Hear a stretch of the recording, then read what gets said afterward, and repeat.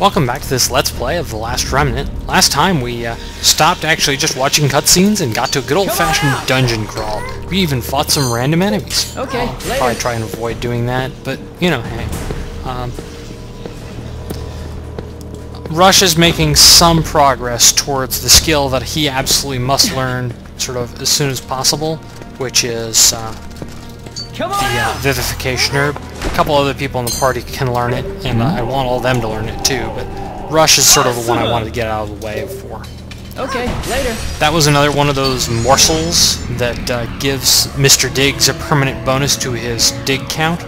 So, that fog there is just a terrain thing in the dungeon that slows you down, and, well, it's easy enough to avoid, I guess. You just have to use time shift. I'm sorry, actually sort of backtracking a long ways to wait for time shift to cool down, and then using it to break lock. That way I can sort of avoid the enemies using it, and even though it makes them permanently aggressive, that aggression is broken when you time shift again. So you can use that sort of double time shift to avoid enemies that you would normally otherwise be kind of forced into fighting. It can be kind of awkward, though.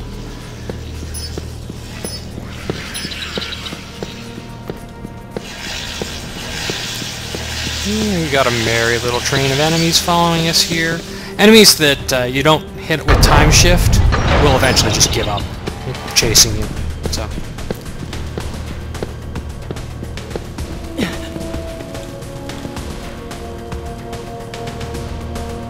And I was kind of hoping that this... I'm going to try and...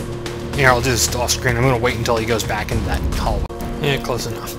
Anyway, I just want to try and put a little more distance between us to try and avoid having to use time shift. Maybe it'll work, maybe it won't. Nope. They're on to me.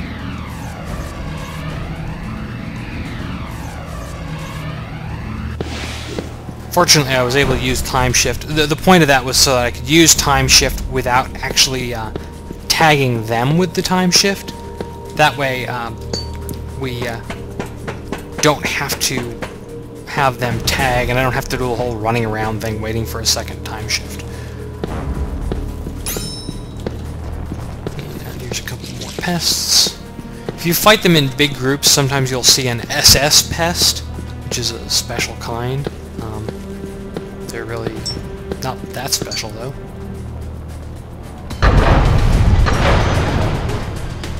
And this takes us back to the first area, where we started.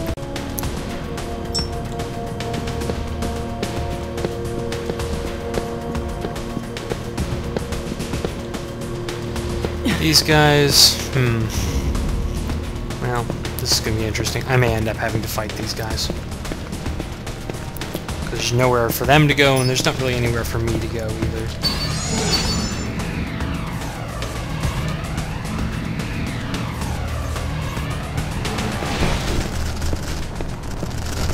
Let's see if we get lucky. Nope.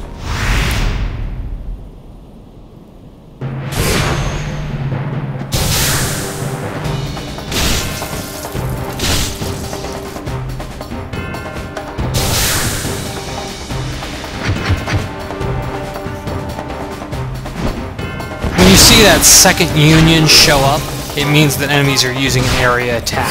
These guys are actually not total, I mean, they don't look like they should be very strong enemies, but they are not total slouches, which makes them useful for spamming healing skills.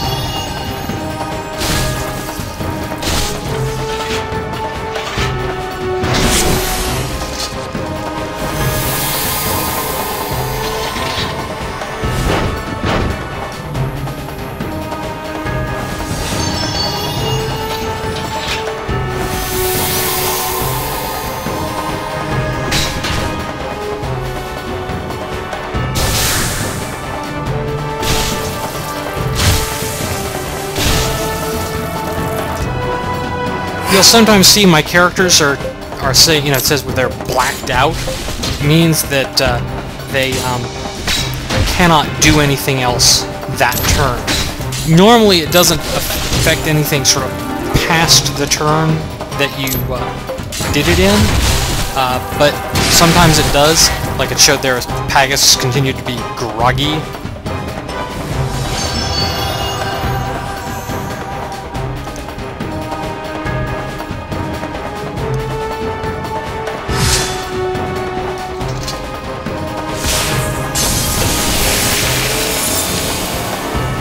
It turns out not to matter because Agent David finished him off. Things like this squash too affect an area, and so essentially depending on where your characters are, they may be they may miss because they're just not immediately in the area of question.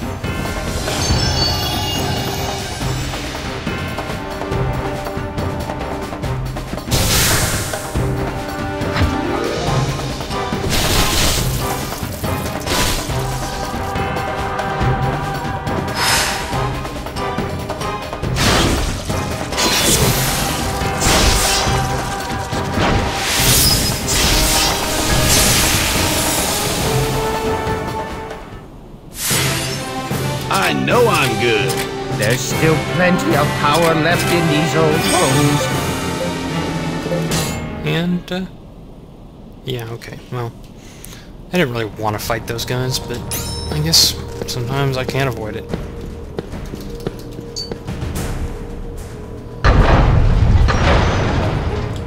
And you may recognize this area. It's just across the hall from where we started, but we couldn't walk because of the gap. Come on out!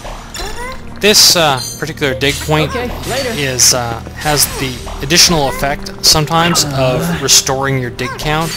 So I'm going to off-screen just dig here a lot to just level up Mr. Diggs, and I'll be right back. Having Mr. Diggs gain levels increases his chance of finding rare items, and it also increases the chance that he'll get multiple items on a dig.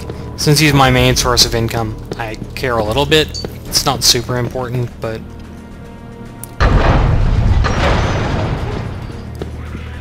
this next area is a little annoying, because essentially you're trying to fight less than 6 groups of enemies at once. If you'd been grinding for a little bit, this might be a little bit easier, just from a standpoint you'd have a few more hit points. But, since I have not,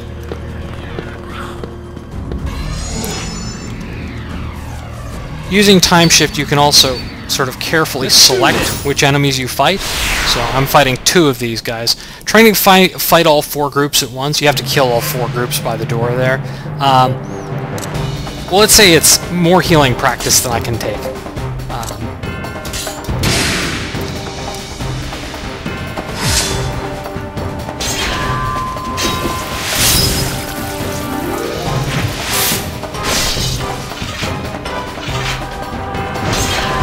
You do get a better chance of rare drops if you fight all of them at once, but honestly, these guys don't drop anything I care about, so better chances of it is really not much of an incentive.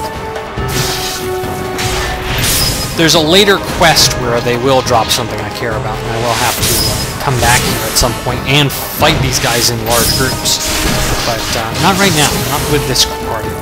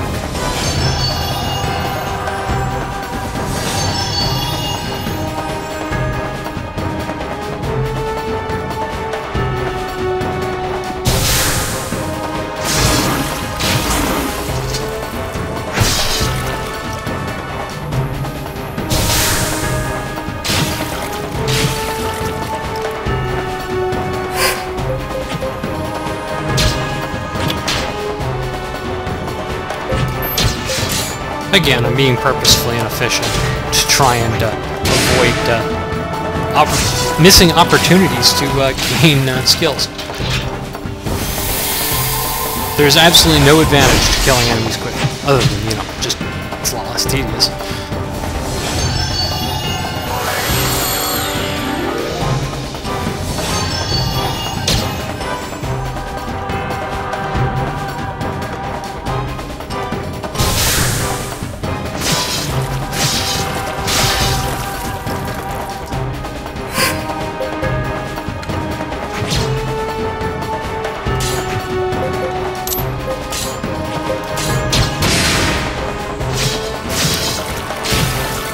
And I'm probably going to have to make the second fight here, which is going to be almost exactly the same as this one. And well, I might just do it off screen, but at the very least, it's going to have to be a separate video.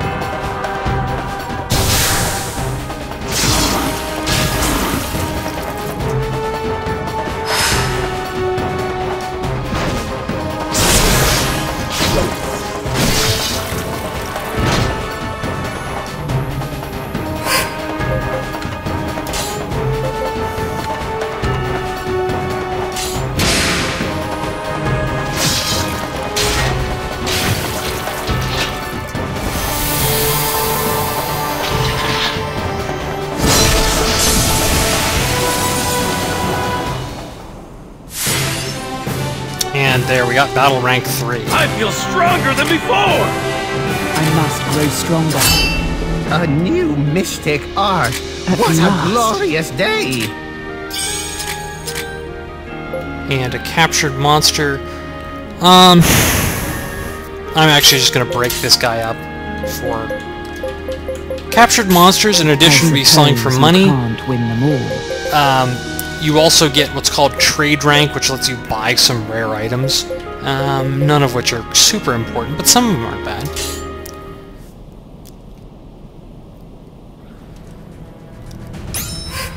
And we're back, and I'll save, and I'm going to end the video here.